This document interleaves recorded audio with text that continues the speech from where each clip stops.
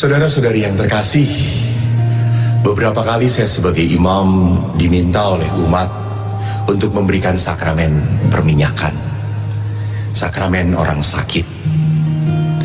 Dan kadang-kadang umat itu memanggil imamnya pada saat pasiennya sudah parah, sehingga kami tidak bisa berkomunikasi dengan pasiennya. Dan saya datang ke tempat yang sakit, melihat pasien terbaring dengan semua alat di pinggirnya dan selang di dalam tubuhnya, tarikan nafas yang berat, dan kadang-kadang erangan penuh kesakitan dari pasien. Jujur saja membuat hati saya ciut. Saya berpikir, ya Tuhan, sakit sekali sepertinya. Apalagi kalau saya berpikir saya diminta datang untuk menguatkan sang pasien agar punya daya hidup disembuhkan. Hati kecil saya merasa, Tuhan, siapa saya ini? Saya sanggup nggak seperti Yesus yang dulu hanya dengan satu kata, sembuhlah, keluarlah penyakit itu dari tubuhmu. Rasanya sih saya inginnya seperti itu, tapi kepala saya langsung berkata, mustahil kok. Siapa kamu? Iya juga ya. Peristiwa lain, ada sepasang suami istri yang datang kepada saya sudah lama menikah. Mereka bertahun-tahun menikah, merindukan kehadiran seorang anak untuk memenuhi kebahagiaan sukacita perkawinan mereka sebagai keluarga. Pasangan suami istri ini pasangan suami istri yang baik, aktif di gereja, pelayanan. Mereka sudah memberikan waktu, tenaga, bahkan dana untuk pelayanan mereka.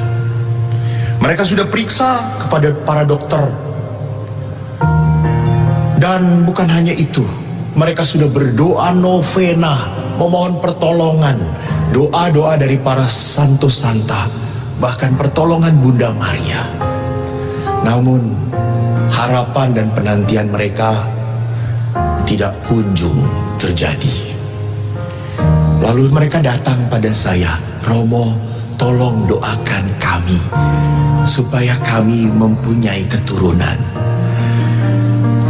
Syok saya, bingung saya harus mendoakan apa lagi? Dia sudah begitu banyak berdoa dan saya harus mengucapkan kata-kata apa yang pantas, yang menguatkan dan meneguhkan dia. Jujur saja saudaraku, kebingungan saya ini rupanya senada dengan kebingungan janda yang sudah 12 tahun sakit pendarahan. Anda masih ingat? Baik, kalau tidak ingat, saya bacakan firman-Nya. Adalah di situ seorang perempuan yang sudah 12 tahun lamanya menderita pendarahan. Ia telah berulang-ulang diobati oleh berbagai tabib, sehingga telah dihabiskan semua yang ada padanya. Namun sama sekali tidak ada faedahnya. Malah sebaliknya, keadaannya makin memburuk.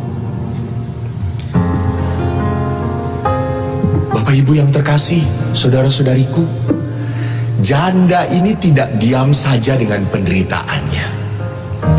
Dia sudah melakukan semua usaha yang harus dia lakukan. Tapi apa yang terjadi? Tidak berhasil. Bahkan dikatakan dalam Injil, semakin memburuk.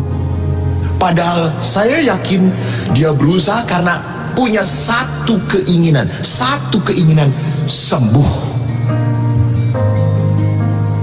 Namun tiba-tiba dikatakan dalam Injil, dia sudah mendengar berita-berita tentang Yesus. Maka di tengah-tengah orang banyak itu, ia mendekati Yesus dari belakang dan menjamah jubahnya. Saudaraku, rupanya ada harapan. Harapan itu muncul pada saat ia mendengarkan tentang Yesus. Yesus yang banyak membuat mujizat. Saya yakin dia kuatkan keyakinannya untuk datang pada Yesus. Bahkan lihat, datangnya pun bukan dari depan, dia dari belakang, menunjukkan apa? Mungkin salah satu perasaan takut, malu, jangan-jangan ini juga tidak sembuh. Namanya manusia, selalu punya keraguan antara harapan, iman, kepercayaan, dan kelemahan manusia. Maka tidak salah ya rupanya kalau penginjil Matius di dalam Injilnya menulis demikian, marilah kepadaku semua yang letih lesu dan berbeban berat, aku akan memberikan kelegaan kepadamu. Rupanya kita diundang oleh Yesus untuk datang. Marilah kepadaku, marilah kepadaku. Itu undangan Tuhan pada kita. Jadi di tengah kecemasan, di tengah kekalutan, di tengah segala masalah dan ketiadaan harapan, kita diajak untuk mendengar kata-kata Tuhan. Marilah datang kepadaku. Mau? Berani? Kita datang kepada Yesus.